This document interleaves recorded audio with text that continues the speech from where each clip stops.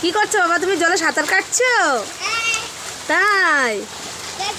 হ্যাঁ।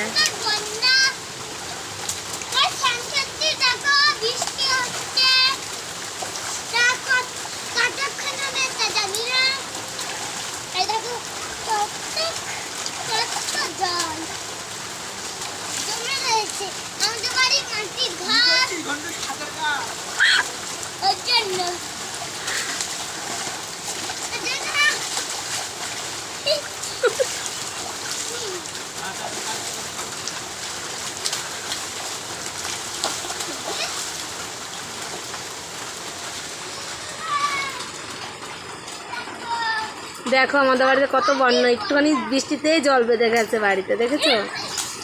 দেখো কি আনন্দ করছে, দেখো।